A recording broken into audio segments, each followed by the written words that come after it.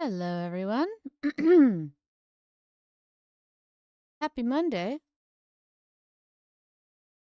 As always, I am very slightly late to stream. But I'm here. That's what matters. I was really into cooking um a like a chicken chili stew. Or I should say chili chicken stew. Um it is it's from one of my Korean cookbooks, and it smells spicy. Aries is finishing the rest of dinner for me, so I'm so happy. But I'm so looking forward to that. I just got really into it, and then I was like, oh, fuck, it's 7. I should get on. Hello, Guru. Won't be here for too long. Your internet will be. Oh my god, Tamar. I knew it was you. Holy fucking shit. It's a dinosaur. Hello, Tamar. Hello. Oh my fucking god. Fucking dinosaurs. Holy shit. I'll have you know, unless you ask me to, I'm never getting rid of that sound alert. Making your grand entrance, yes, because I know you always use it, so I want to keep it for you. Unless there's another one you'd prefer, which I will be happy to set up. I won't be here for too long. Your internet will be cutting out. Oh no, I'm so sorry, Guru, but you're excited. Oh, I'm glad you can be here for a little bit. Thank you. Of course, tomorrow. Of course, tomorrow. I think there's a way that I can do that, so I can set it to users, but at the very least I can offer it as a sound alert. I'm not that tech savvy. But yeah, let's show the gameplay, and we'll hear the lovely music for this game. Oh my gosh. If hold on, I have to get the game up. There we go. There we go. Look, you can see me now. Look at that. Bloody lovely, yes. So, I'm very excited to start this.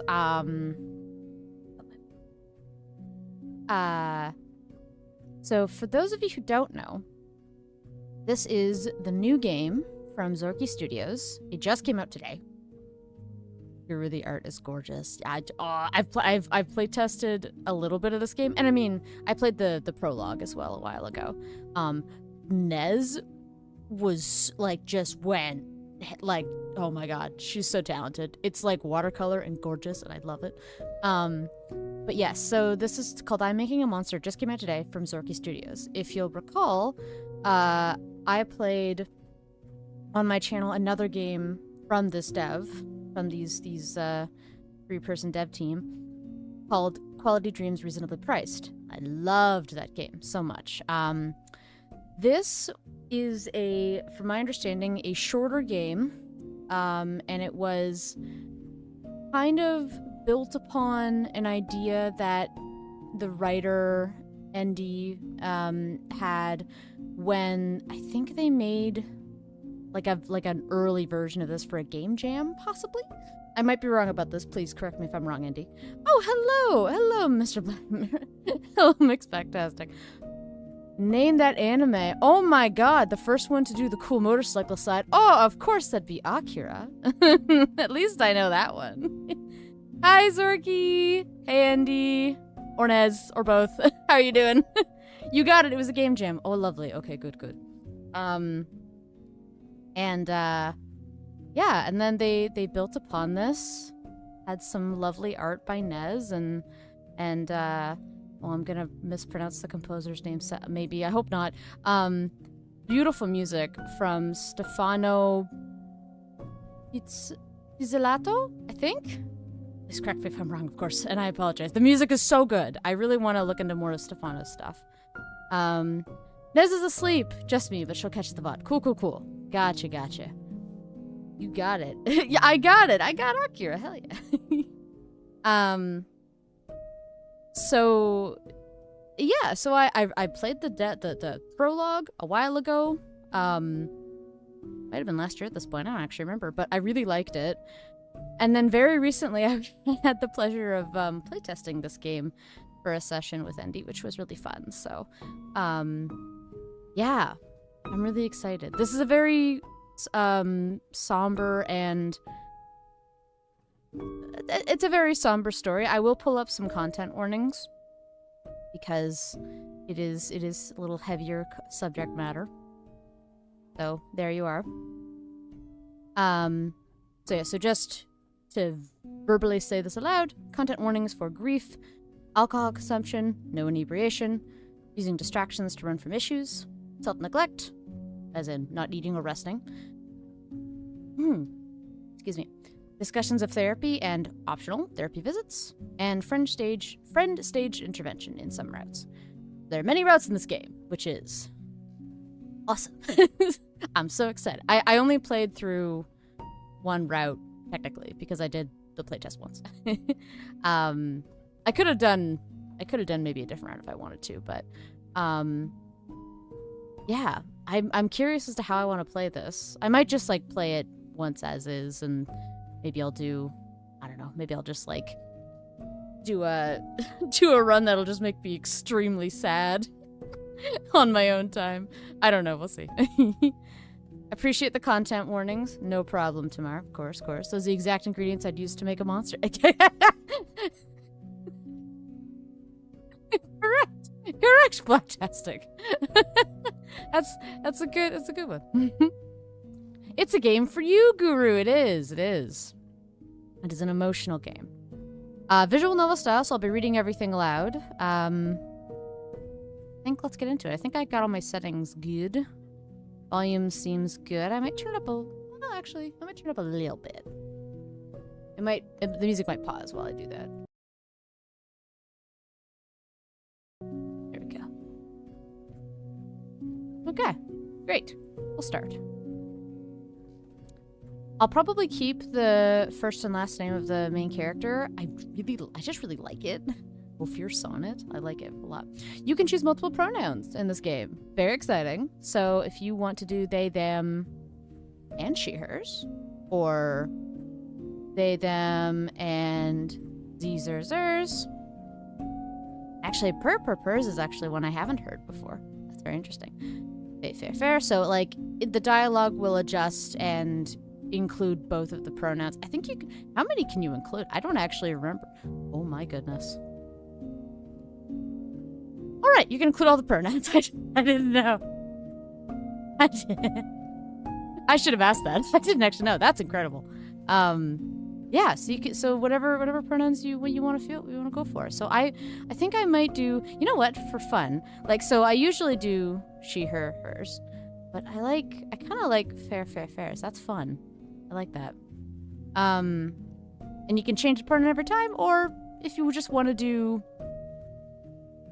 you know, not every single time, you want to keep kind of per dialogue one, or per line, I guess, one kind of pronoun, you can do that. I'm going to do the change pronouns. Oop, I added my keyboard. Whoops. That's a trauma monster. Indeed it is. Tamar. Yeah, I think I'll keep with this. Yeah, get into it. This, I think the playtime for this, if I recall, is about 1 to 2 hours, I want to say. So, get into it. I think I got everything right? Yeah. Alright. Ophir Sonnet has been shut up in Fair Room for a month.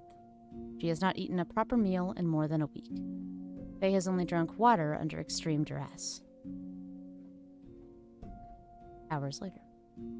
Today, Ophir opens the door to her room of Fair own volition, an occurrence her friends will be equally excited and nervous about, and stumbles from its dark depths with a dehydrated wobble to Fair's steps.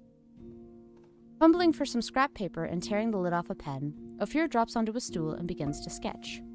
River and ink splatter onto page after page in unsteady strokes. Look at how gorgeous this watercolor is. Nez is so talented. My goodness. Oh! Just like the little bits of pinks. Oh, I love it. After many hours, during which friends come over and find Ophir... Looking away for a moment. After many hours, during which friends come over and find Ophir, are relieved to see her out of Fair Room, and then distraught again to find Ophir unable to tear herself from work, Ophir holds up a final page of formulas and diagrams. People who can watercolor are cool, I know, right? Like, I do like watercolor, I feel like there is definitely, like, it's a skill to build, I feel like. Although watercolor in general just always looks so nice. Alright, okay. Final Flager formulas and diagrams. Ooh, I think I said exclaim and triumph last time. Maybe I'll do wallow with despair. And you know what? I can save. I should be saving. Save! Alright, I will wallow in despair. No, Faye says. I am not certain it can be done. Ophira slumps on her stool, resting fair forehead against the desk. What can't be done? Oh, love her.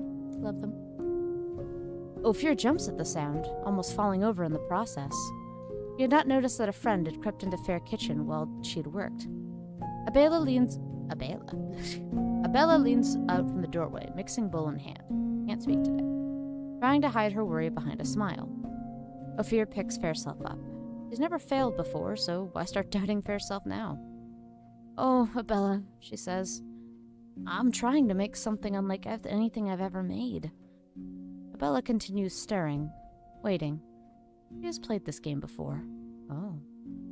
Make something beautiful, make something horrific, make something redemptive, or make something reprehensible. This is so interesting. I am curious about, like... I think this answer, if I recall, has something to do with... Or it impacts how the dialogue is maybe towards the end, I think? Well, actually, no, it's throughout the whole game, because it does mention, like, it does bring up redemptive, for example, if I chose that. You're practicing save script for the upcoming of the Oh my gosh, I'm so excited for that chapter 3. Oof, it's gonna be good. Alright. I'm gonna make something horrific. I don't know, maybe I want to lead into the anger route this time. Let's see, let's try it. I'm making, Ophir continues, something horrific. Abela raises an eyebrow. Ooh. I'm gonna tell the truth. I'm making a monster. Abela nods, trying to hide her mounting concern. Abela leaves shortly after that, depositing a salad Ophir promised to eat onto Fair work table. Eat some salad. There's no time for salad! I feel like if I'm leaning into the more like if I'm leaning more into anger, making something horrific, I'm just dealing with a lot, maybe I wouldn't eat the salad immediately. And that's not too far from where I saved, so there is no time for salad. Ophir is too tired and too desperate to succumb to bodily needs. Eating takes time and focus away from the work. Instead, she examines Fair plans. Being angry at salad is valid. Especially soggy salads. Ooh, soggy salads. No, I bet Abela made us the best salad, to be honest. I bet it was like full of cucumber and I hope lettuce. I mean salad doesn't have to have lettuce, but I hope it'd have like... Actually, question for chat. What is your ideal salad? I've really liked more often I've been making some so I'm very particular about salad dressing. I don't really like balsamic very often. And if it's too creamy, then I'm like, bleh. But I do like making a hummus dressing, hummus-based dressing. It's very good. Tamara, you like the salads of strawberries, balsamic vinegar, blueberries, and goat cheese. Oof, that is a good one. I'll take it without the balsamic vinegar, but those are good. Strawberries and goat cheese, and just in general, like fruit and cheese. 10 out of 10 combo.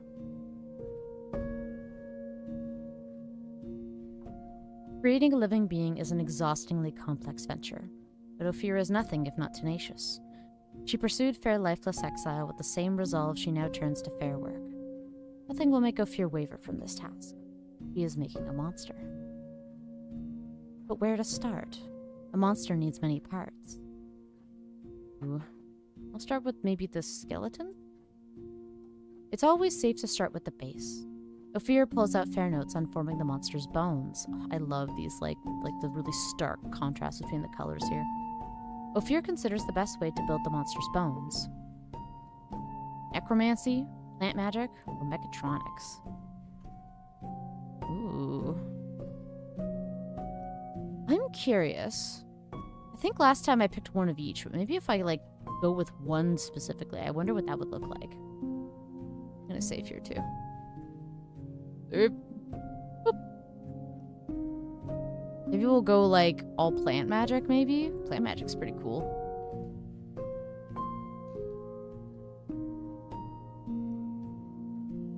Ideal salad, says Guru. Fruit roll-ups, sour candy, goo dressing, nerds clusters topping. The candy salad. What in the sour candy goo dressing vegan monster? Okay, poppy seed dressing is so good. I haven't had poppy seed in a long time. Couldn't think of a dressing joke, so like the sour liquid tube thingies. Oh, I know what you mean. Yeah. I know what you mean. Like the juicers. I remember those. Man, like the sour ones. Yeah. Using plant magic to make the monster's skeleton could work. A skeleton of living wood could be supple and strong. Yes, it could work quite nicely. Now, just to determine how to acquire plants with the properties she'd need. Maybe I'll gather the wood. Ophir reaches for Fair Phone, intending to call up friends for advice, but thinks better of it. She has no right to ask for favors right now. And in truth, Fair Friends likely would not want to talk to her as things stand. Throwing Fair own wood will have to do. Oh, it was like a social act. I see. So, okay, so I wonder if... Because I didn't eat the salad. Maybe. With enough time and effort, Ophir can work out a way of accelerating plant growth to cultivate an entire living skeleton. It'll be slower than finding wood to... Oh my god, hi Mochi. Scared the shit out of me. Hello, Mochi. Thank you, I will beak stretch.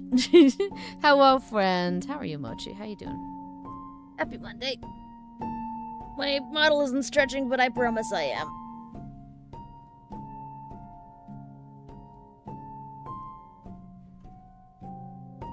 With enough time and effort, Ophir can work out a way of accelerating plant growth to cultivate an entire living skeleton. It'll be slower than finding wood to use, but Ophir can ensure quality is up to her precise standards. Ophir estimates this should take Fair 5 months to complete. Need a stretch toggle for your PNG. Oh, Fair. I need a lot of... I don't have... Well, see, here's what I need. See, I need... a toggle for hydrate, 2 toggles, I should say, for hydrate and stretching. I need a stream deck so I can add all these freaking toggles because I'm just using my keyboard. And then I need money for all that. So, maybe one day. I would love it if it just stretches the PNG vertically. That would be very funny. That would be so funny. Fair enough, yeah. I can always save. Yeah, thank you. Ooh, it looks really good. Thank you. Ophir estimates it should take Fair 5 months to complete. After a month of work. Abella. After a month of work, Abella visits again. She warily looks around the lab Ophir has set up. So, how is the, monster coming along? It's going well. Oh, it's going quite well. I'm making excellent progress on the monster's bones. I see, Isabella, fighting to maintain a neutral tone. She takes a breath. It's warm out today. How about we go for a walk? Ooh, I like these options. Go for a walk, but she's on the edge of a breakthrough. How sad do I want to do this route? Like I should have going for a walk is nice. Okay, this is so when I did the playtest for this is exactly what happened. I was like, ooh, maybe I'll start and I'll do a little I'll lean into the feelings of despair. And I was like, but it'd be good to see your friends and go out. Like, I just had to. But that's okay. That's what saving's for. And that's what trying different routes is also for. I'll go for a walk. I like Abella. Yeah. Okay. Ophir says, standing from Fair's stool. Let me just grab my coat. You don't need a coat. It's June. Ophir looks over from the closet she was rustling in. Faye furrows her brows. June? Mm-hmm. Probably for the best that Ophir is leaving the apartment. And Hydrate changes her colors to shades of blue. Kind of fascinating watching the decision-making of a streamer in this game. I agree. Abella brings Ophir to a park Faye used to frequent before. Well, before. She was right. The weather is gorgeous. A warm breeze ruffles through the tree canopy that frames the worn path the two walk along. Ophir and Abella catch up on small things. Max has developed a spell to remove excess earwax. Corey has joined a jazz band. Ophir slowly realizes that she misses fair friends. Oh. No, I said horrific. I feel like I should lean into that. You know, I'm sure I know what happened, but I'm sure this event that's happened is really strong and impacting her very much. She can't make plans. Faye has work. I'm gonna be sad. It was really nice seeing you. Or sorry, that was Abella. It was really nice seeing you. She pauses, not wanting to make promises Faye won't keep. It was nice seeing you too. Oh no! Whoops! No, I mixed them up. Sorry, it is Ophir the first. Really nice seeing you. She pauses, not wanting to make promises Faye won't keep. It was nice seeing you too, she replies with a smile. Ophir is into the second month of her work when Faye hits a snag. The wooden bones aren't connecting as planned. Oh no. We'll need to figure out a new strategy for attaching them. So we'll add a month to fair work estimate. Okay, after a month. Hello? This is Corey, yeah? Yeah. Ophir is in the middle of some complicated calculations when Corey bounds through her front door unannounced. Maybe Ophir should start locking it.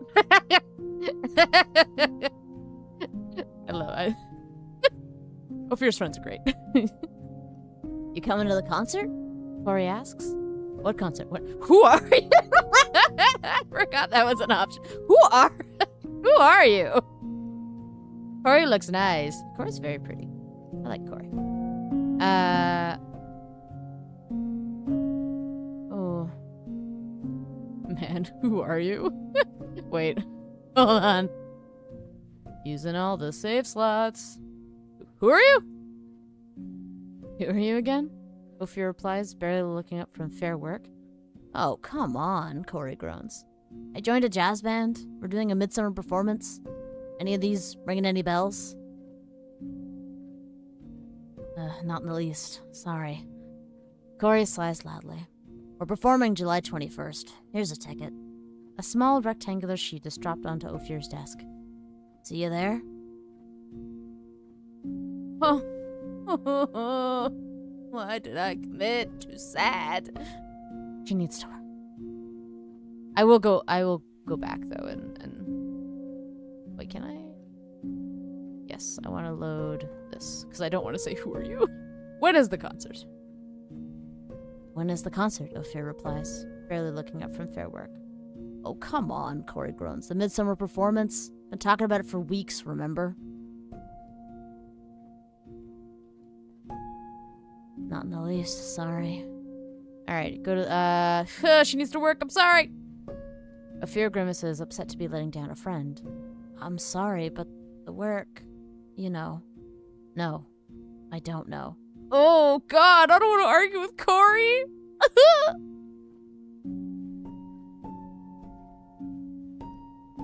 Ooh, Corey looks nice. Is that Chibi VT Lives? It does kind of look like Benji, doesn't it? That's very funny. Oof. Oof. Try to explain? Corey, please. This is really important. What are you working on anyways? Corey asks, frustration mounting. Tell the truth? I'm making a monster, Ophir explains. What does that mean? Dang.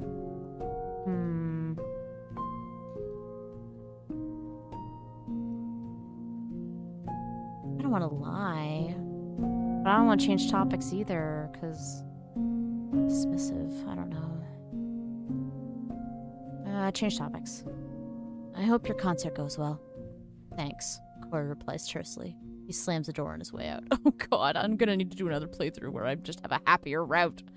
After a week of struggling with a new flowering plant graft, Ophir finally gets part of the skeleton working to fair satisfaction. He turns to share the breakthrough with... but the lab is empty. Ophir is still alone. Oh, my heart. That's so sad. Oh. This is the path I've chosen. It's fine. Another month passes. Oh, hello. One morning... bleh. Sorry, cannot speak today. One morning, Ophir is distracted by a knock at Fair door. This is odd, because most of her friends don't bother knocking. I love it. Ugh. Tentatively, interest drawn by the mystery, Ophir crosses the room and cracks it open. Standing in Fair threshold is Luxmay, a friend Ophir hasn't seen in more than a year. He smiles at Ophir a bit nervously. Hi, he says. Do you have a minute? You know what? I'm gonna invite her in. I need some happiness. Just a little bit of happiness, please. I'm gonna put it here. Of course. Please, come in. Ophir steps aside, motioning her forwards. Oh, no need, she says. I just stopped by to see if you're free tonight. I'm showing in an art exhibition, and I wanted to ask if you could make it. Her eyes are hopeful. Oh, I feel like maybe you would try. You already said no to the jazz band. Maybe go see an art exhibition. I think I didn't actually play the art exhibition in my playtest of Oracle. I could be wrong. Maybe I did. Let's try. That sounds really fun. I'd love to come by and see your work. She smiles largely. Amazing. Here's the invitation. She hands Ophir a small card. He raises an eyebrow. Very fancy, Faye teases. Luxmay smiles, a bit embarrassed. I'll see you then, she says. The art exhibition is very cool, if not a bit too formal for Ophir's tastes. Several artists are being featured. Luxmay's work is a collection of wire statues that move subtly while they're not being watched. It is gorgeously terrifying. Oof. Reminds me of the wax figures that moved occasionally in the Iceland museums when I went. They were, I don't think all of them were animatronic, but some of them were. Ophir spots Abella and Corey, and the three of them walk around commenting on different pieces and despairing over their prices. I'm happy to see you outside your lab, Abella says as the night winds to an end. See you again? Corey asks.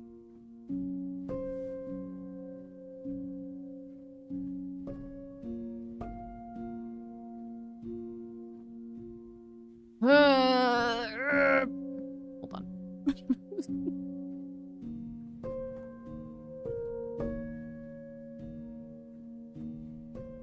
Sad rope.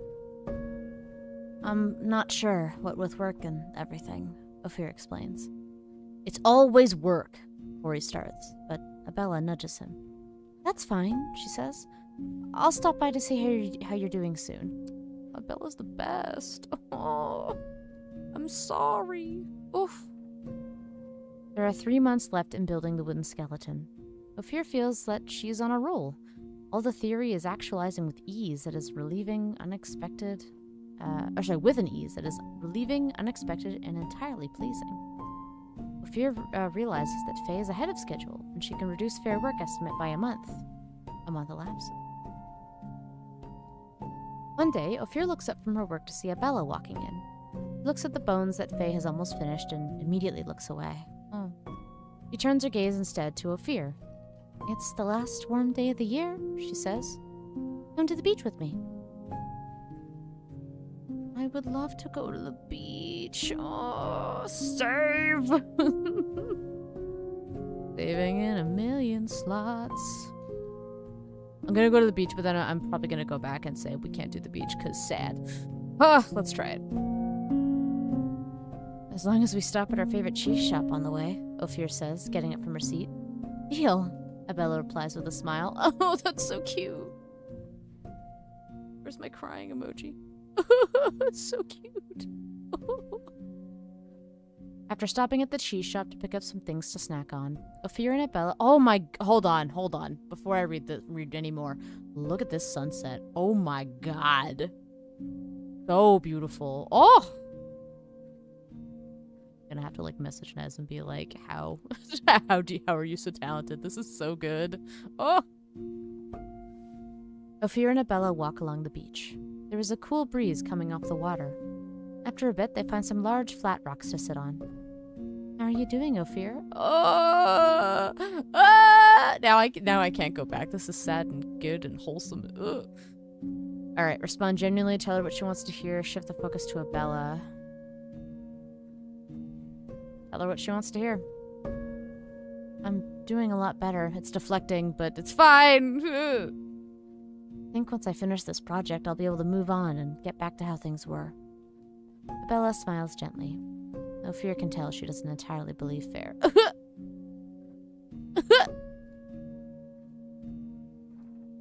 Work continues with its usual ups and downs, but Ophir can tell the end is in sight. Anticipation rises as she visualizes the remaining skeleton parts coming together. A month later. Oh, hello. Ophir is working late one night, or is it early one morning, when Max comes barging through Fair front door.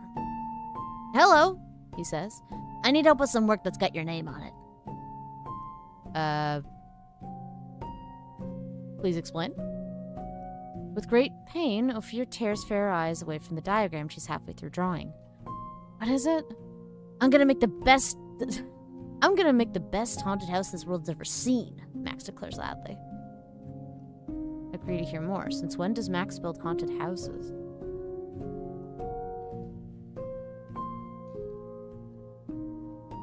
I thought you were busy curing earwax or something. What? No, that was 6 months ago. I'm working as a haunted house contractor now. Ophir is a little shaken at that.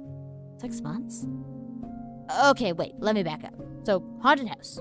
What do all haunted houses need? Reply sarcastically. A date whose arms you can fall into while you scream? No, wrong! Haunted houses need skeletons, Max exclaims joyfully. And do you know who can make skeletons? Oh, no. Oh, no, let's let Max finish. Let him finish. I thought I could commit to this route, but it's too cute with all these friend interactions. Ophir sighs. That's right! You can make skeletons. Or at least make them move.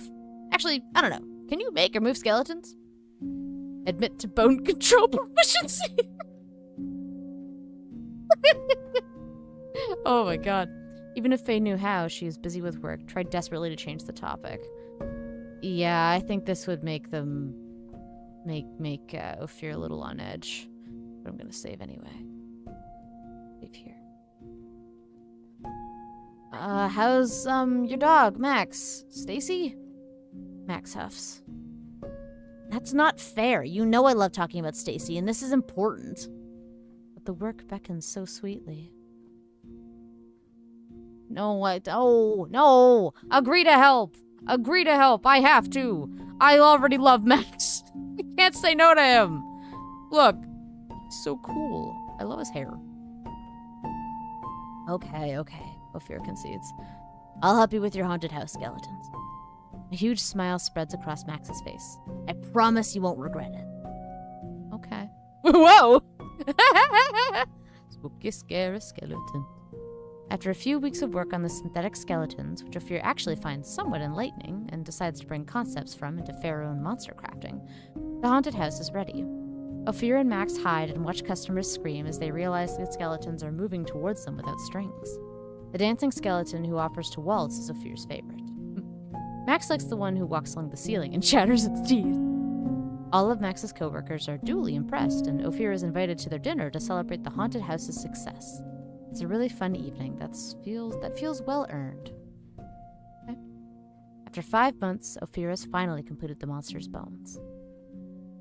Nice. Oh, look, it's got little plants growing. That's nice. A small thrill flows through her. Faye steps back and examines her work. Yes, it is definitely something horrific. But fair-growing smile falters in the face of a startling thought.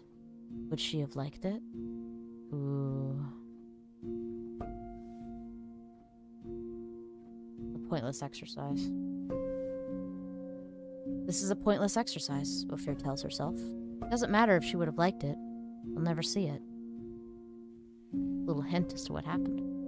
Ophir returns to Fair Notes. She needs to decide which part of the monster to construct next. Let's do the nervous system. After completing the bones, a brain and nervous system will allow the monster to move and think.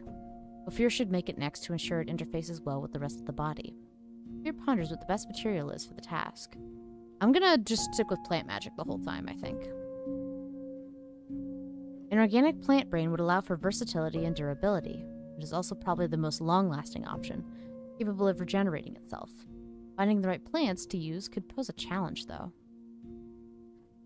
I think she's gone out enough with her friends, though. I think that maybe if she's a little more social, she can try to find some plants. Ophir picks up the phone to call up someone Faye thinks could have a lead on finding plants, and then pauses. She hasn't spoken with this person in a while. Rats! Maybe it was Corey. Or it might have been, Luxmay. Shit. Ophir doubts they'd suddenly want to hear from Fair now. She puts down the phone. Growing the plant's fair self will be more sufficient for her purposes anyway. Ophir has never grown vines to imitate human organs, but Faye's played around with growing smaller plants with unusual purposes. And as her teachers used to say, anything is possible with a little, or a shit ton, of magic. It'll take more time than finding suitable plants, but means Ophir won't need to compromise on fair design. Overall, Ophir estimates it would take her 6 months to complete the work. A month of work passes. Oh, look at that little teacup. Oh, so cute. When Ophir next leaves Fair Room after a fitful rest, Abella is waiting in her kitchen. She's made breakfast from scratch and is waiting ready on the table. Sit, she says. Eat. She pours 2 cups of tea and takes the empty seat across from the food. You're not eating? Ophir asks. I'm going to be talking. Ooh. I think this is the intervention. I haven't seen this. Ooh. Ooh.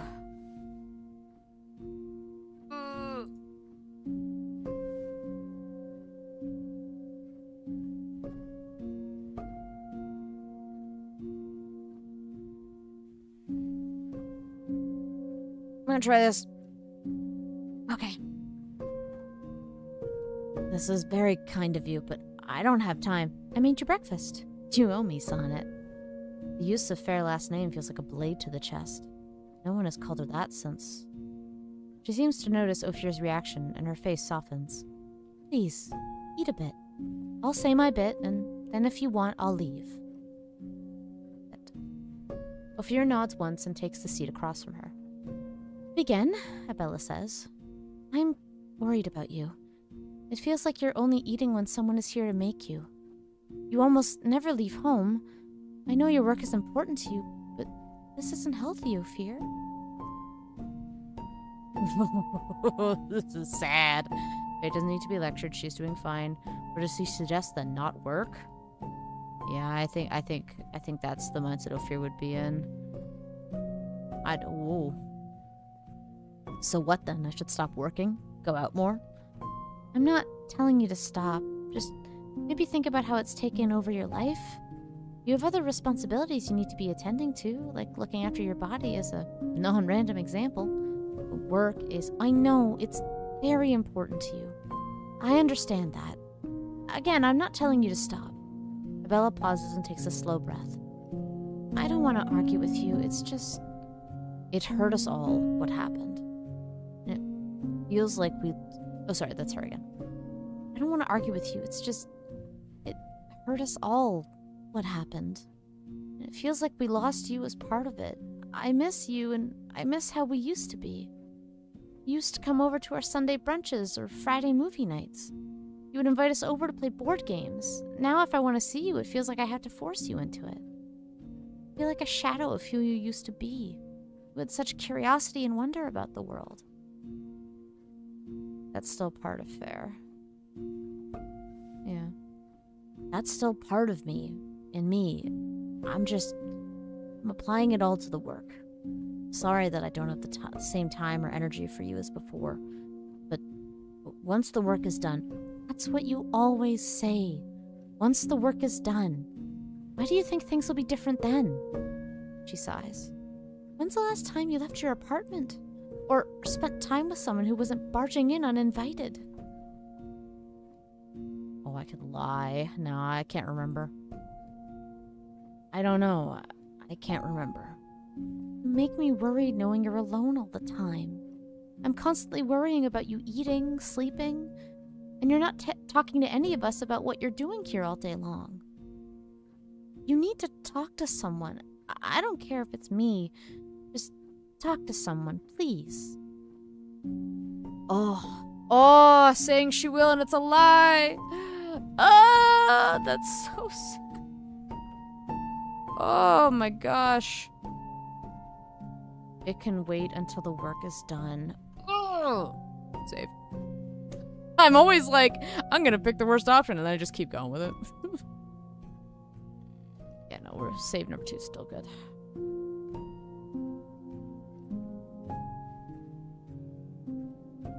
And you can be truthful about it too. It can wait. I probably would be too on edge about this. I don't know. Ophir would be... I don't know. Ophir would have a lot of complex emotions. Your turmoil is quite entertaining as I get ready to work. Happy to entertain, my friend. This is hard. Wait until the work is done. When the work is done, I can explain it to you, Max, Corey, a panel of therapists, whoever you want. I just need to finish, Abella. Everything is in such critical stage. Such a critical stage. Abella's face falls a bit. Abella's face falls a bit. All right, no fear. All right. I'm sorry.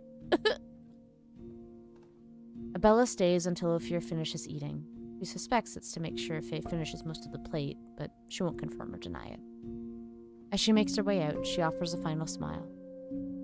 This conversation won't stop me from coming by, you know. Ophir offers an acknowledging noise, but doesn't say more. Makes Fair goodbyes and shuts the door behind her. Ophir hits a breakthrough in her work. The plant brain's pattern recognition is progressing far above expectations, as are the Vine peripheral nervous system's response times. The advances put Fair around a month ahead of schedule. Ophir's ecstatic. Before Ophir realizes it, the year is over. It's been almost 9 months since... Ophir examines the letter in her hand. It's from Abella. She's inviting Fair to a New Year's party she's hosting. Behind the open letter, the huge pile of work on her desk looms. Faye had hoped to finish prototyping a new design for a connecting piece this week. Go to the party. This pile of work isn't going to look after itself. Oh, God.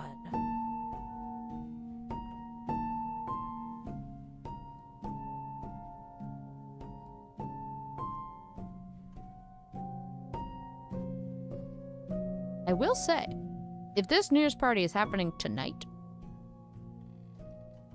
it's an interesting method to give it to me the day of, if that's the case. Because me personally, I need like at least a week's notice, probably 2.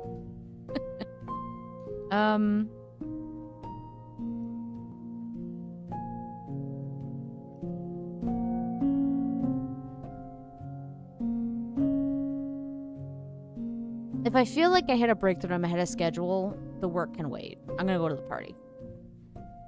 Ophir has been working diligently, keeping long hours and taking little time to rest. She can spare the time for a break this evening. Faye calls up Abella and lets her know that she'll be able to make it.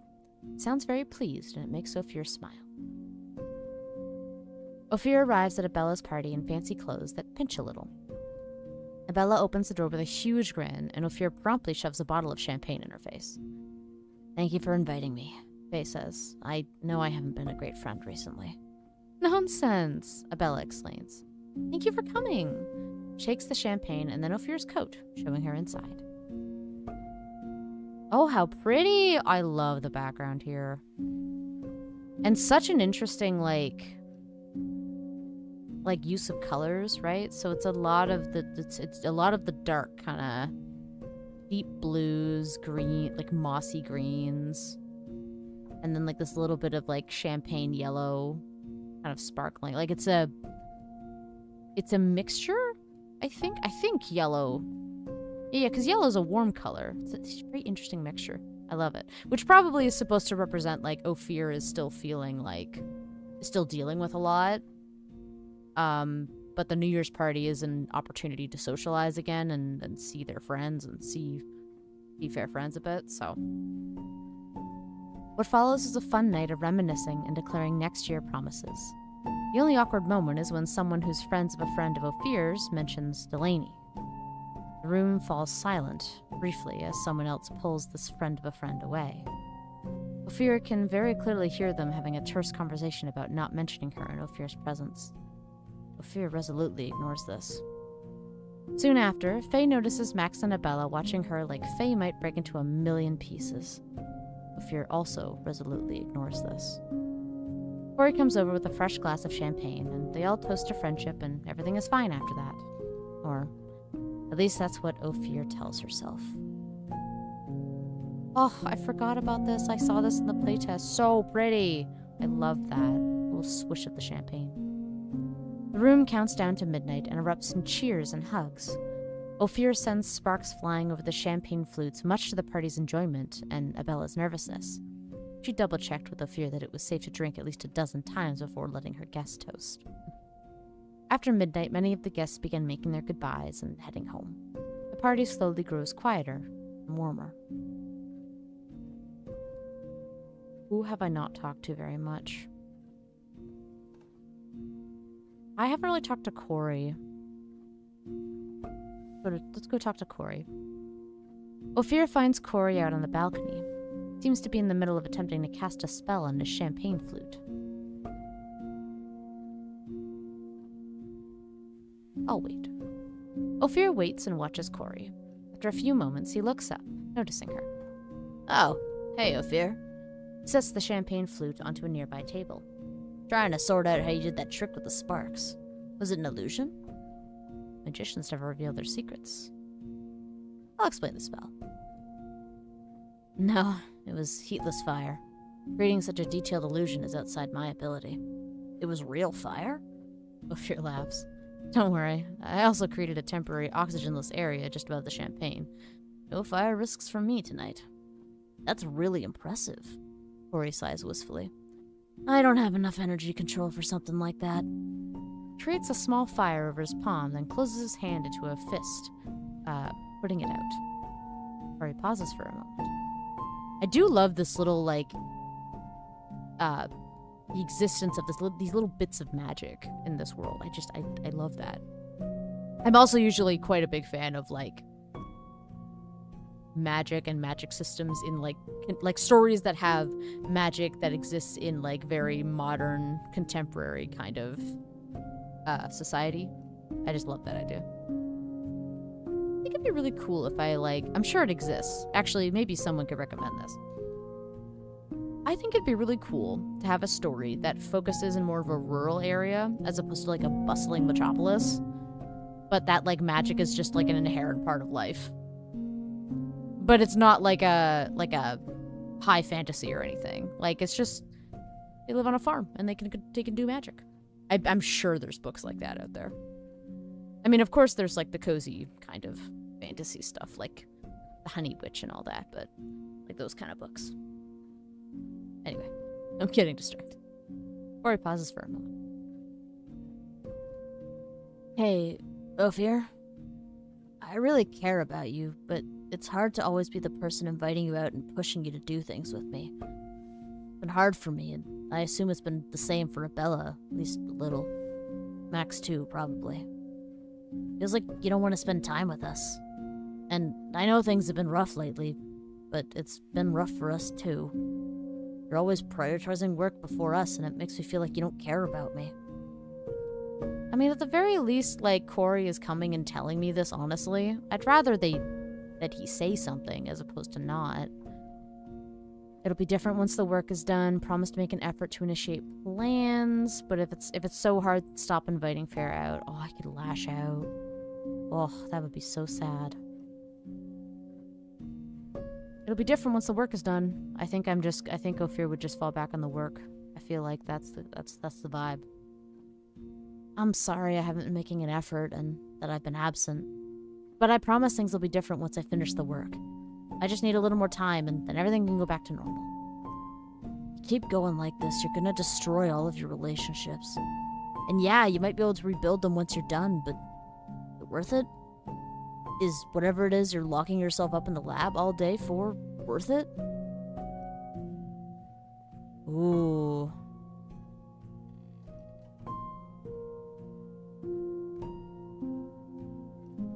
It's tough. It's tough.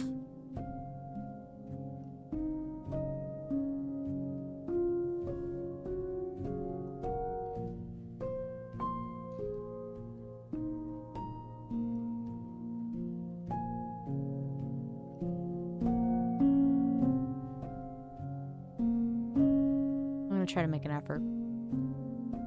I hear you, and I'm sorry that I hurt you. I'll make more of an effort to reach out going forward, promise. Corey smiles softly. Thanks.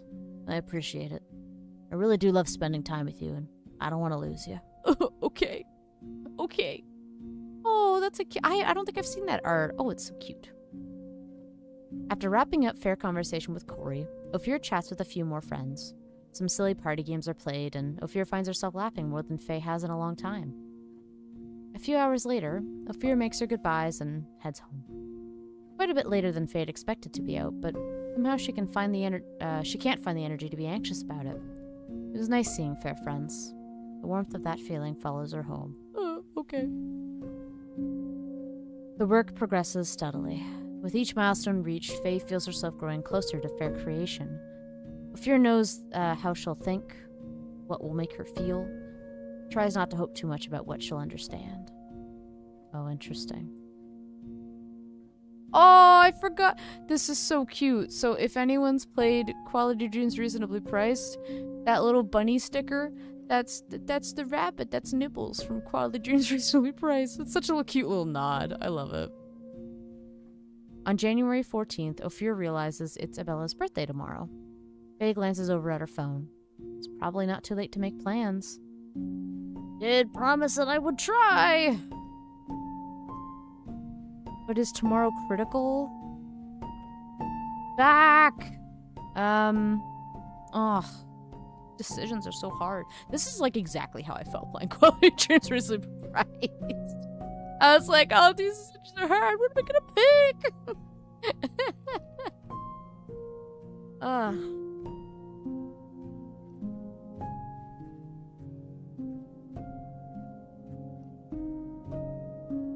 Not immediately. I'll call friends later.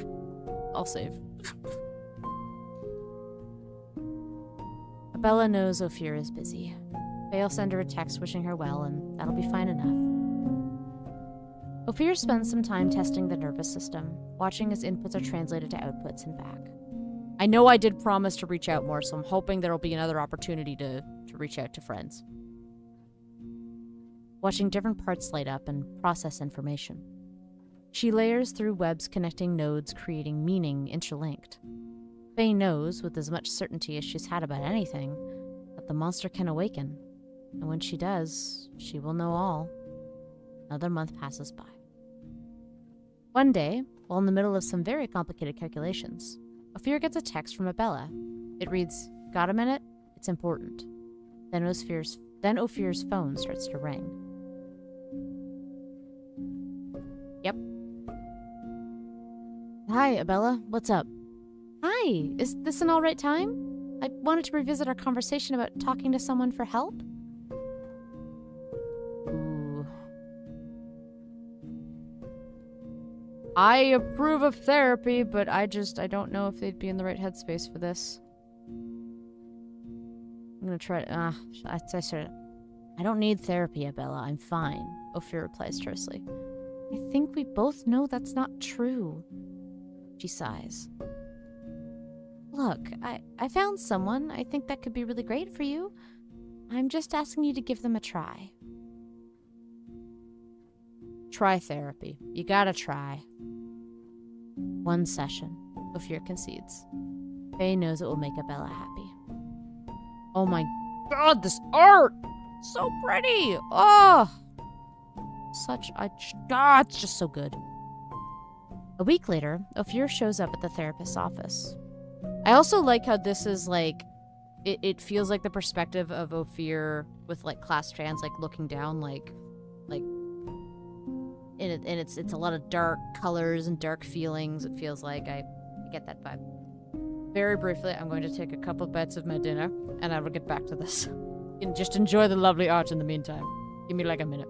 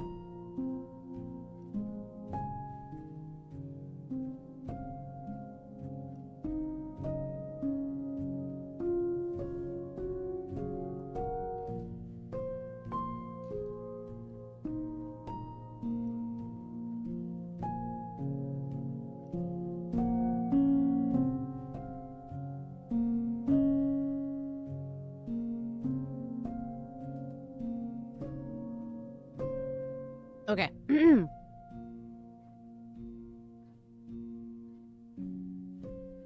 Therapy is so needed, but it can also be problematic. Says Guru. The therapist needs to be a good match. Says Tamara, one size does not fit all. No, absolutely, yeah. Like, therapy can be very helpful, but you need to have a therapist that works with you. Alright. Oh, my mouth is on fire. That was so good. A week later, Ophir shows up at the therapist's office. I should be reading the text. There we go. She talks to the therapist about the work. Faye does not mention Delaney. It goes okay. Ophir feels a little better by the end of it, but she is a bit stressed about the time Faye's losing that could be spent working. At the end of the session, the receptionist asks if she'd like to book another one.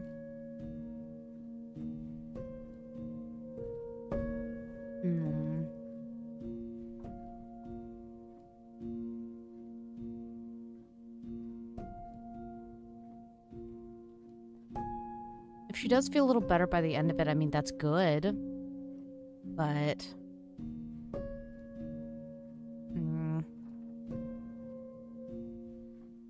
maybe give it 2 sessions. I usually try to give it a couple if I can, if I feel something after it. Oh, I got a little achievement for Starting therapy. Look at that. Ophir books another session for the following week. The next month of work is a bit frantic. Ophir hits a snag and works doubly hard to make up for lost time. Faye's still aiming to be done in 1 month, after a month of work. Ophir is reorganizing her spell components to figure out what needs restocking when Max springs into Fair's apartment. It's finally warm. I'm taking Stacy for a walk in the park. You should tag along.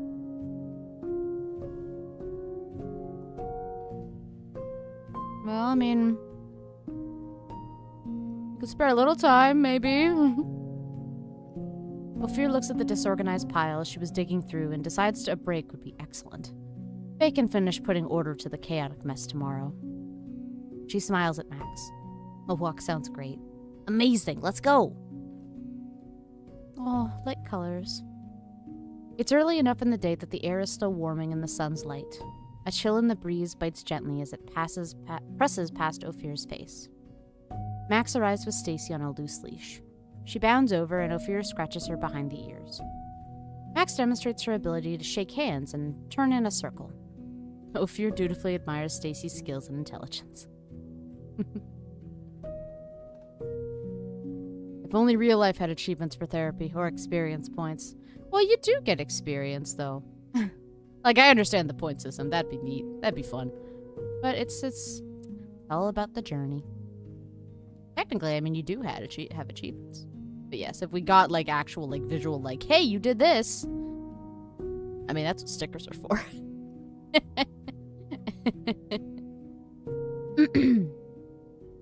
And the journey never ends. The three of them go on a leisurely stroll through the park, pausing when Stacy wants to sniff something or say hello to another dog. Max fills the air with cheerful chatter, and Ophir offers an occasional comment or reply. Ophir finds Fairself relaxing into the moment, the easy comfort of walking with Max, the joy Stacy finds in sniffing a seemingly mundane patch of grass, the crispness of the air. I think I just said Christmas.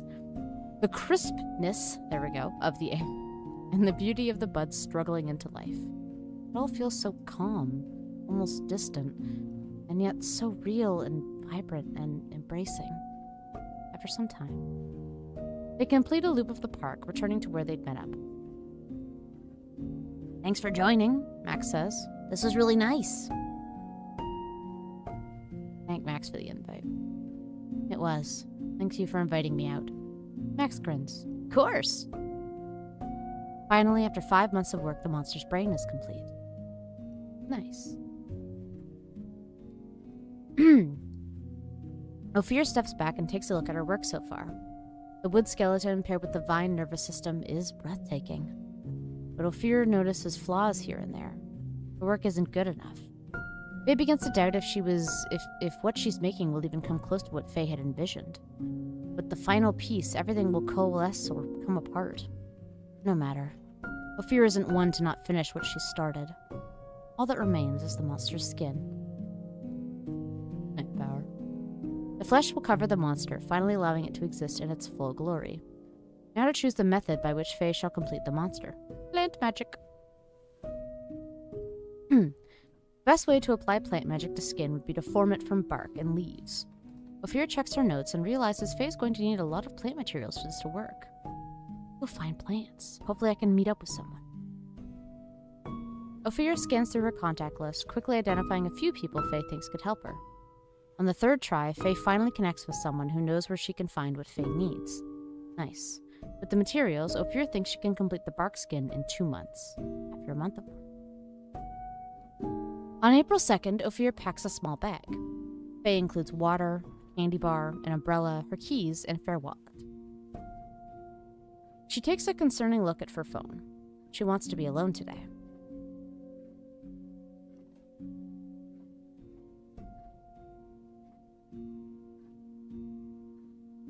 I feel like you should have your phone on you anyway. Yeah, I'd pack the phone. What if something happens? Ophir throws Fair phone into her bag, throws Fair bag over her shoulder, and walks out the door. The walk to the cemetery is long, but Ophir doesn't mind it. When Faye gets there, she realizes Faye doesn't know where to go. She's never been before. After a little while of meandering, Faye finds a groundskeeper who points her in the right direction. Soon after that, Faye finds the grave. Delaney's grave. Yep.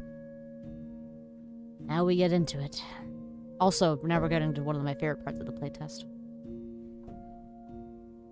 Ophir sits down in front of the grave. He watches it silently for a while. Finally, Faye speaks. I'll say hello. Hi, Delaney. Make sure Faye misses her, tell her she's doing, talk about therapy.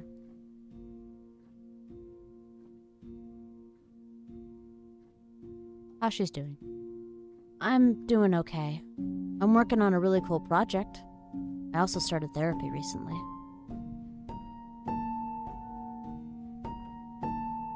Let's talk about therapy. I told my therapist about you. Kinda helped to talk about you with someone who didn't know you. They didn't judge me or anything. That was nice. They even mentioned some things I can do when missing you hurts too much. I'm trying to do the exercises. They help. Talk about when Delaney died. Maybe. I don't know.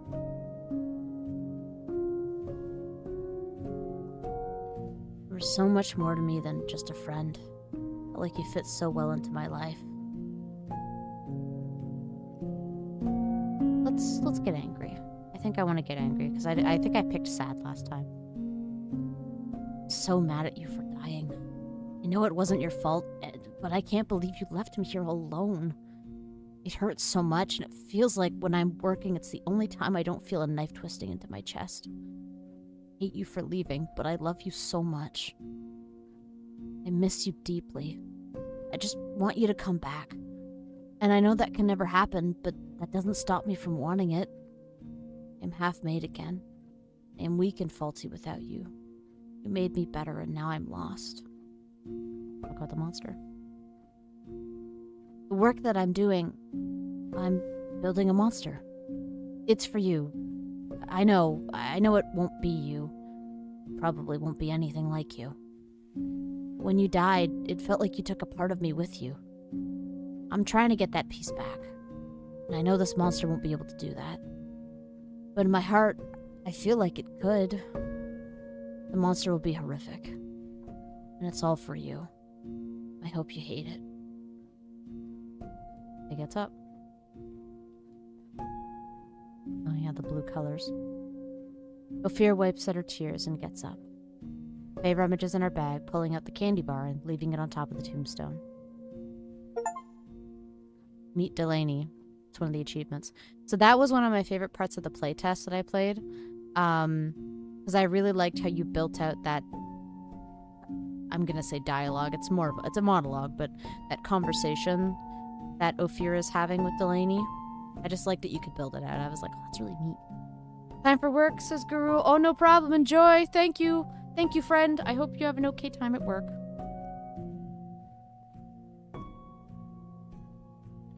I'm gonna pick up. Hi, Abella. Hi. I just wanted to check in on how you're doing. I know today is... Placate her. Abella isn't fair keeper. Talk about the cemetery. I feel like I'd be a little angry still, so maybe I'll go with Abella isn't fair keeper. I'm fine. You don't need to worry about me. Why did you say that? Today is... You know what today is.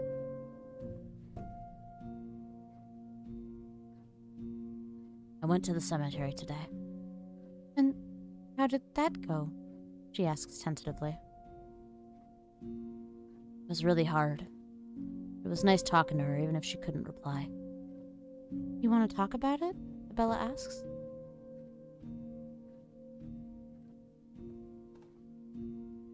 I think I've seen my friends enough that maybe I'd want to talk about it now. Ophir pauses for a moment. When she speaks, it feels as if Faye is pulling the words from deep within herself. If it's okay, could we talk about Delaney? Of course, Abella says softly. I'll be over in a minute with some tea. Before Ophir can explain how unnecessary that is, Abella has hung up. There's a knock on the door. She arrives soon after Ophir gets home, and the two sit and chat about Delaney long into the night. It hurts, but is cathartic. The time Faye sees the sun rising outside her window, Ophir feels very slightly better. The immenseness of Fair loss feels like it could be surmounted one day. You won't have a good time at work, Guru? Oh no. But thank you. Okay. The following night, Ophir tosses and turns, trapped in the restless sleep of the living. She dreams that Faye's finished the monster, laid the final piece, and awakened her. She opens her eyes, and it's a copy of a face she used to know. A face Faye still loves. Distorted, repeated, fragmented almost past recognition.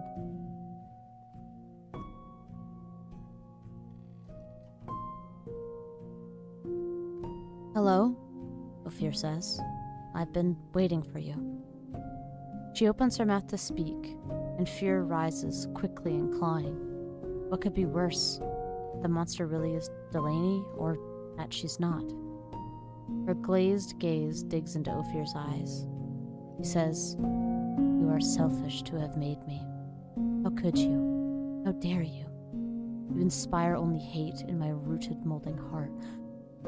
Oh, God. Oh, this sucks. I didn't get this ending. Oh, no. Ooh. Oh, no. Oh, okay. Dream. Whew. That's an excellent dream. Oh, I love it. Ophir wakes with a start, shivering and panting. She curls into Fair Self and doesn't sleep again that night. Woo! Boy, oh boy. Ophir hits a hitch with her work. Frustrated, Faye redoes her calculations and adds a month to Fair's estimated timeline. One sunny spring morning, Ophir is making coffee when she notices the tulips in the yard have begun to blossom. It remembers that Corey is quite fond of tulips. Ooh, I am going to do this one because I didn't do this last time. I'm going to invite Corey to a tulip farm. Ophir calls up Corey, who picks up immediately. Is everything okay? Yeah, I just wanted to know if you'd like to go see tulips with me. Easy. Are you serious? Yes, I would absolutely die to go see tulips with you. Pick you up in 20 minutes. Before Ophir has the chance to say anything else, Corey hangs up. Oh, how pretty! I love the little, like the light, the play of the light, like going through the glass from the tulip. Oh, so pretty. As promised, Corey shows up 10 minutes later. Fair enough. He plays folk rock over the drive to the tulip farm. The flowers are stunning, lined in rows of solid colors. They fill the eye, creating a world of blooms. Corey and Ophir take a few photos and pick a couple tulips to take home with them. As they walk back to the car, Corey puts a hand on Ophir's shoulder. Really appreciate you calling and inviting me out, he says. Flower farms are pretty. I want to go to another one someday. Nice. I've never actually been to a flower farm. I hear that there's this sunflower farm that maybe they don't do it anymore, but there used to be like a celiac-related fundraiser, and the sunflower farm's in Ontario. They used to do a celiac fundraiser for the family did for their kid, and you could take sunflowers home. They're big sunflowers. I mean, sunflowers are naturally pretty huge, but it was just nice to see those posts sometimes.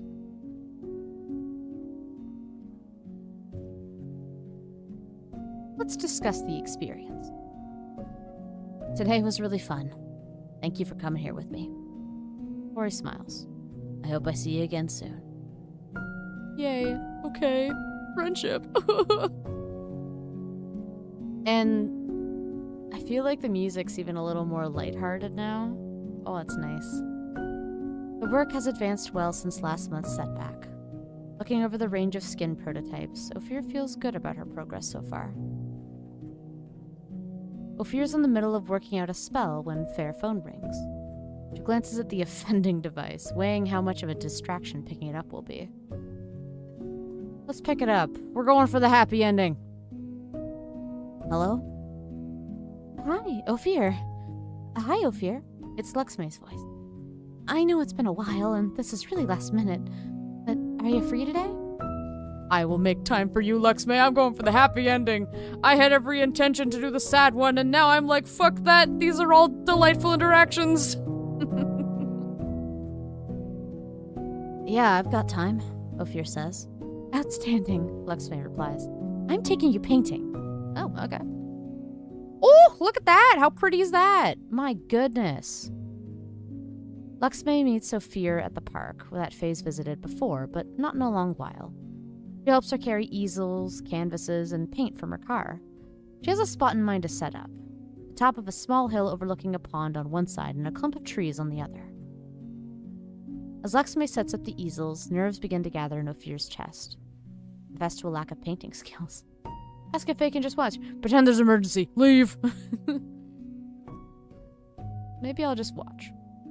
Is it cool if I just watch? I'm not really in a painting mood. Of course, no worries, Luxmay says. But I would recommend trying it even just a little, even if you have nothing in mind.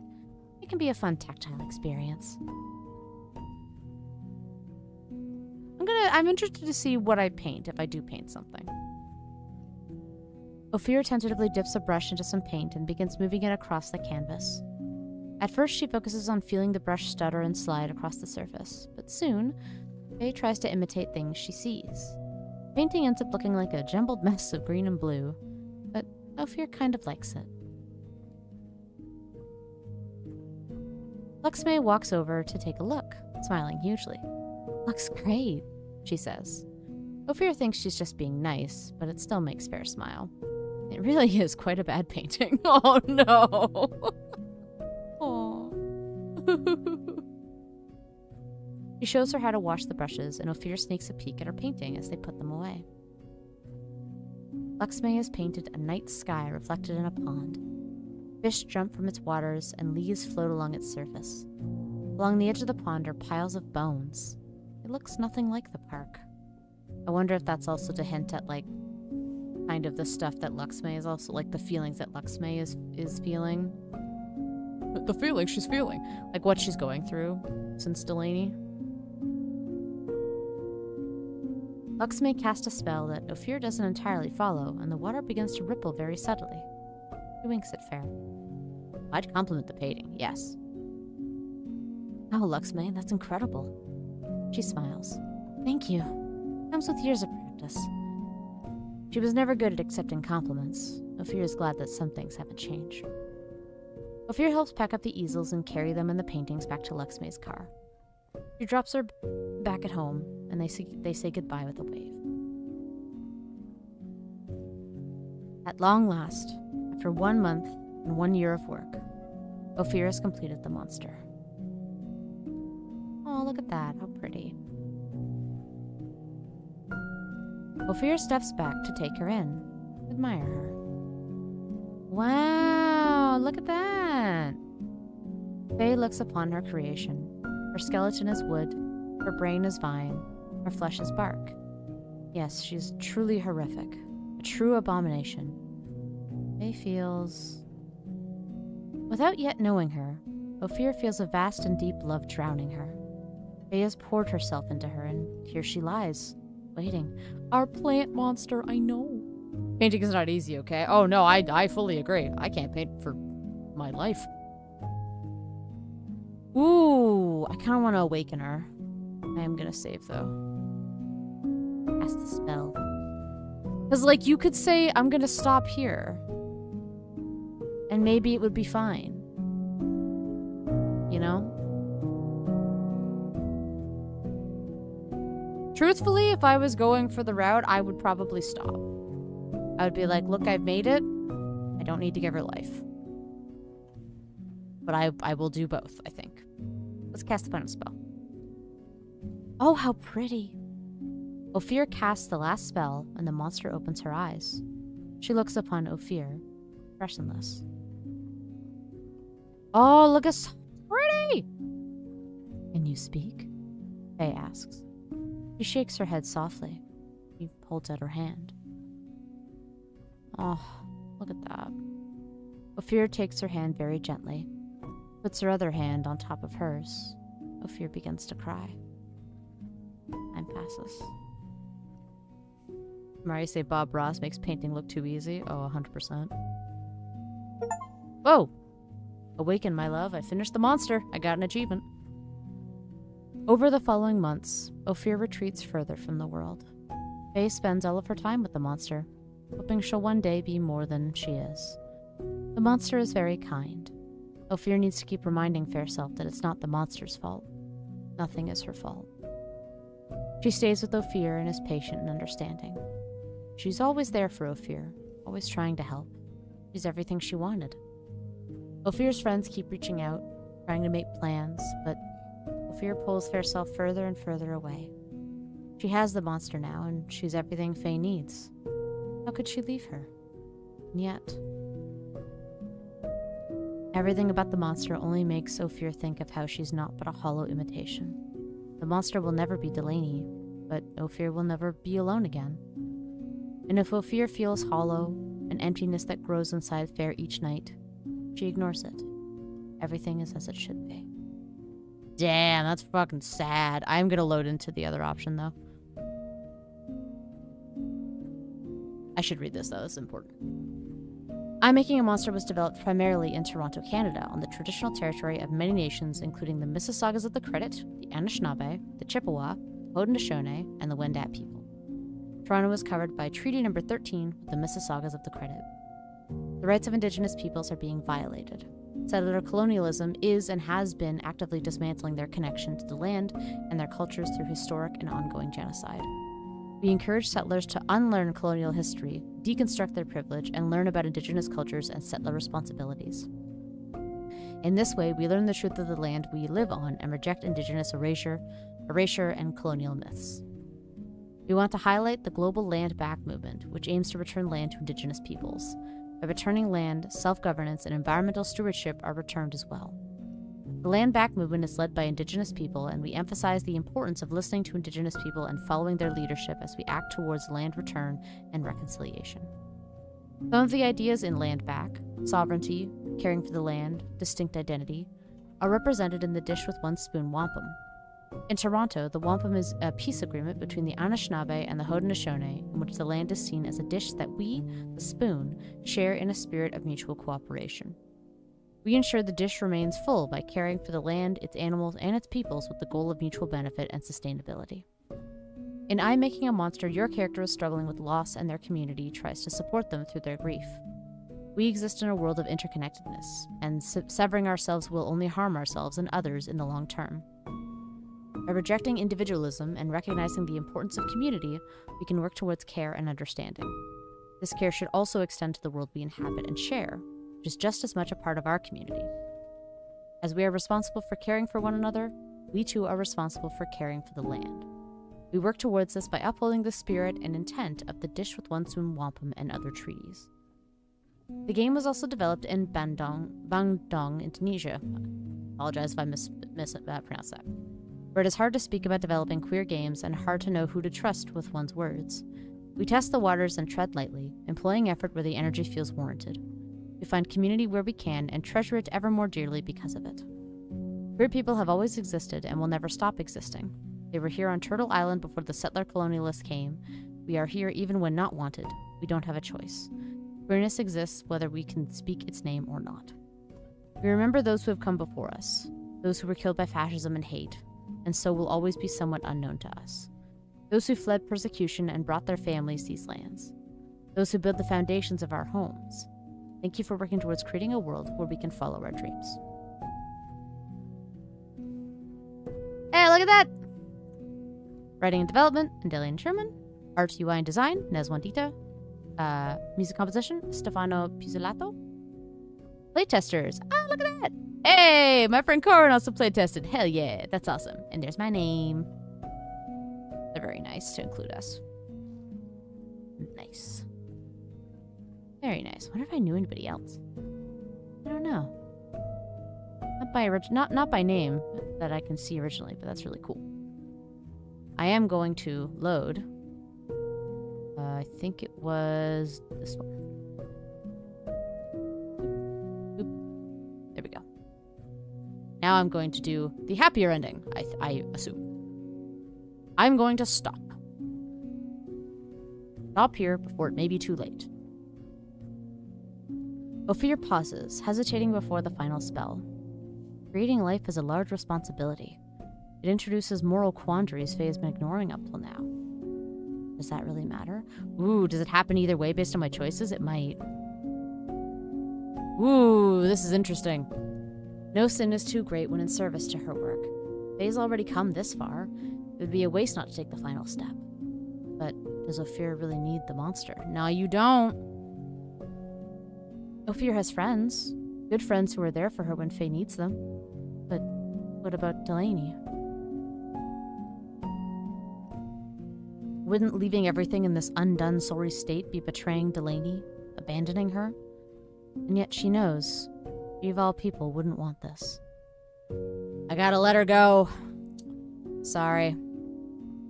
Gotta let her go. As Ophir gives up on completing the monster, Faye feels herself letting Delaney go. Oh, God. Oh! It's scary and frustrating. Faye's heart hurts. Oh, I can endure it alone or call a friend. Oh! Safe. Get your friends! Yeah, I'm calling a friend. Oh, endure alone. Wouldn't that be sad? I want to do that ending too, though. I want to do all the endings. Ooh, I can pick who I call. Ophir's fingers scramble across her phone. I think I hung out the most with Max. I'm gonna call Max. The phone rings for exactly 18 seconds. Ophir knows because Faye counts them. Ophir? Hi, Max. Ophir pauses for a moment. I need to talk to you about the monster. Max promises to be over soon, and Ophir sits down on the floor. She knows it'll be okay. Faye has friends who love her. Faye won't be alone soon. Time passes. Oh! Look how pretty that is. Oh, I got an achievement. Abandon the monster. With the monster behind her, Ophir struggles to fill the sudden emptiness she leaves Faye with. Max and other friends come and spend time with Ophir. Ophir finds it easier to be honest with them, and they seem to help stop the devouring void from overtaking her. Slowly, very slowly, Ophir discovers Faye can leave the monster behind. She starts seeing Fair friends at least once a week, rejoining the schedule of alternating Saturday brunches and Friday movie nights. It can be tiring, and sometimes Ophir wants to bail on their plans, but it's also enjoyable, and Ophir can feel the way it connects them together. Each get-together makes it a little easier to reach out, and time passes. Ophir finds other projects to pursue and forces herself to rest, eat, leave the apartment. A lot of what Faye discovered while monster making is state-of-the-art, and Ophir learns that she enjoys sharing Fair findings and inventions with others. Oh, that's really nice! I like that. Oh. I like that it's like, it feels like all the work didn't really go to waste, because she still learned a lot from making the monster. Not everything is perfect. Ophir knows things can never go back to the way they were. She can never get Delaney back, and Faye'll never again be who she was when she was here. But there's hope now. Ophir sees the possibility of a new version of Fair Self, one who's worked out the stiffness in her scar tissue and is reaching out, ready to reconnect with the world. One who's not resistant to surrounding Fair Self with friends and love once more. Yay! Yay! I'm gonna do the other ending now. Oh my god. Alright, hold on. What's the one where I endure alone? It's just gonna be so sad. Yep, stop here. Yep. Let her go. Okay, let's see what this does. I'm gonna be sad. Ophir sits alone on the floor before her incomplete monster and cries silently. No work remains. Delaney is gone. Faye feels desperately alone. Time passes. Ophir spends a long time trying to piece herself back together.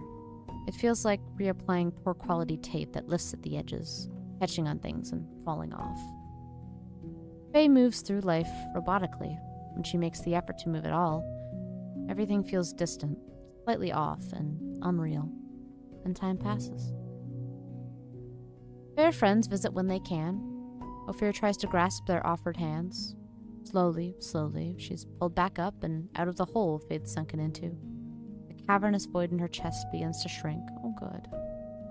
Things aren't okay yet, but Ophir knows that one day they could be. Faye holds firm and tugs hard to pull that future into her hands. That's also a good ending. I like it. I like it a lot. Oh, what a lovely game. Oh my gosh. Oh. Lovely game. I definitely am gonna be playing, running more playthroughs just to see, like, I'm curious as to, like, how the monster's design changes. I think if it's a combination of all three, it's kind of like how the promo art looks, if I recall. But maybe it's also just based on what you picked. So, like, if you said skin, it'll be more mechanical. I guess it's whatever you picked for the skin. That's the more important part. But, yeah, I went to a bunch of emotions in the best way. Correct! Oh, what a great story. Oh my gosh. This feels like a nice game to play too, like when it's just a bit of a, like you just want something somber on like a rainy day even, you know? And it's important. It's that there's a lot of emotions that one can feel from loss. And I mean, the game, I feel like, is going into a lot of like how you process grief is important to like how you want to live your life. I mean, if you chose to be more secluded and build the monster, and you know, you're just gonna kind of live in, like, you're gonna realize that it's not Delaney, and you're gonna be alone, and that's a choice. It's a somber choice, but it is a choice. I do like that there is a bit of softness in, like, when you did make the monster, because, like, in the nightmare, right, there was that whole awful feeling of the monster being like, I am not Delaney, I hate you, you are an awful person, for a selfish person for making me, and that was this nightmare that she had. But in the ending, when you do make the monster, there is a softness to it, because the monster, and Ophir says this too, like, it's not the monster's fault, the monster's learning, it's experiencing, and it's giving comfort, as in terms of company, to Ophir. So it's sad, but there is a level of comfort to it, which I quite liked. When I did the playtest, that was the ending that I got. I opted to make the monster, and I kind of liked it.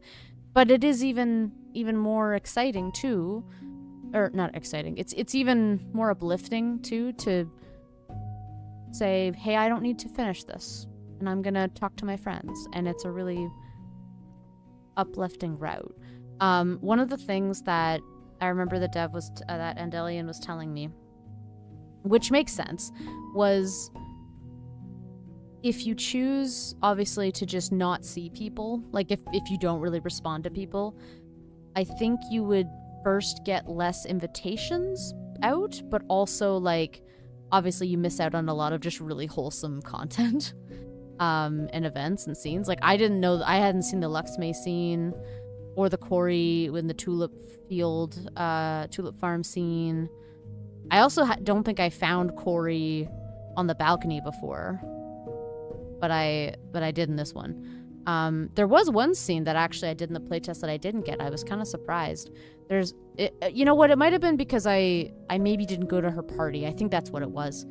At the point where you get invited to Abella's party, you kind of have this nice, like, little heart-to-heart scene in her kitchen.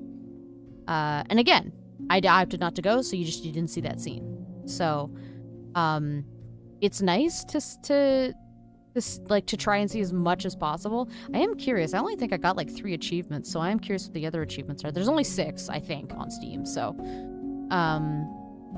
yeah, we'll do another. Oh, thank you, Mochi. I saw the bot. Thank you. I'll do more routes myself. What you got tomorrow? Takes me some time to process. I'm the type of person who needs to feel sad and get it all out before I feel comfortable about seeing people. Oh, absolutely. I totally get that. Yeah. Because no one expects anyone to just bounce back immediately. People try sometimes, but and sometimes that works for them. People are a lot faster about it, but time does heal, or at least usually it does. No, this is a really good game. I'm glad I played it. I'm glad I got to play test it too.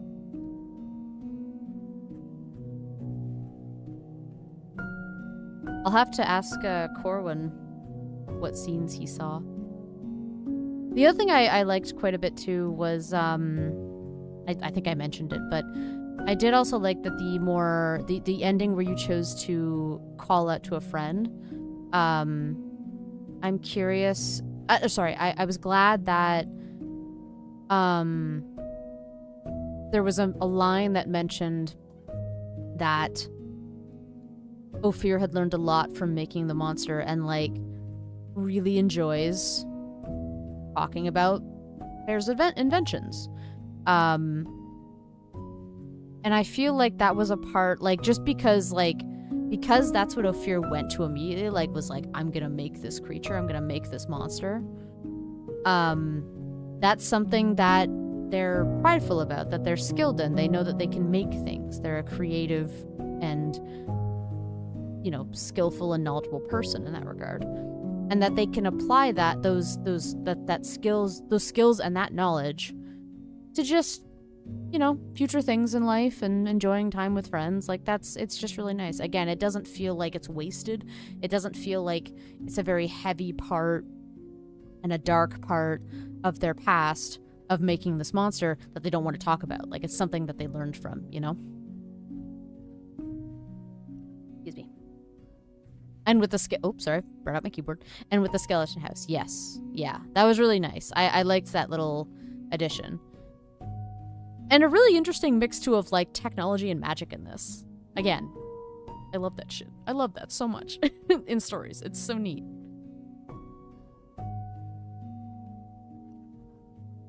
Yeah, I was very happy to playtest this. And, like, honestly, these devs they're such nice people. Like, they're great. They're very skillful artists. Like, visually, in terms of writing, in terms of music, like, they're very talented people. They make I can't speak today. They make very impactful stories. And very, like, they hit you, you know. They hit close. They're very real stories. I do hope that there is something else on the horizon for them. I hope that they do really well with this game too. I just really enjoyed it. If you also enjoyed it and you want to support, the game is out now. It's I think it's on sale. Sometimes when Steam games come out, they're like immediately on sale. I'm pretty sure Canadian it's like $7. So if you're American, that's probably like $4 because of inflation. So I might be wrong. I might be so wrong about that. It might be like $5, but definitely go support. They're really great. I'm gonna like go and buy the soundtrack because I just really enjoyed the soundtrack. Oh my goodness. And yeah, I really enjoyed it. Enjoyed it a lot.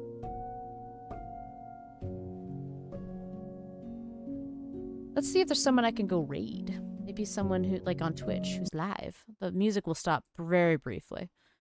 Let me just take a little gander. Let's see. Ooh. Couple people. Ooh.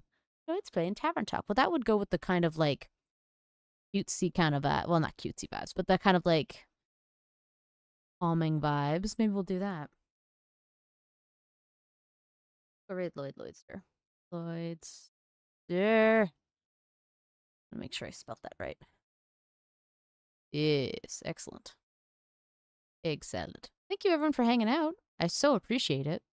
I'll go to a stream ended. Well, actually, before I do that, I will be back. My next stream is Wednesday at 9 p.m. Eastern. I'm gonna be... What the heck am I playing? South of Midnight. I'm playing South of Midnight. I'm playing a video game. That's what I'm playing. Playing South of Midnight, and then I'm also going to be streaming on Friday at 7 p.m. We're going to be getting back to Eternal Strands. Having a grand old time with that one. Yes, I hope you enjoyed. Thank you for hanging out. And I play all the games. I do indeed. We're going to go to a stream ended. Thank you for hanging out. We're going to go raid Lloyd. He is playing some Tavern Talk. Very exciting. Yeah. Happy Monday. I hope you all have a good day. A good week. I hope your week treats you well. Have a rad one. Goodbye.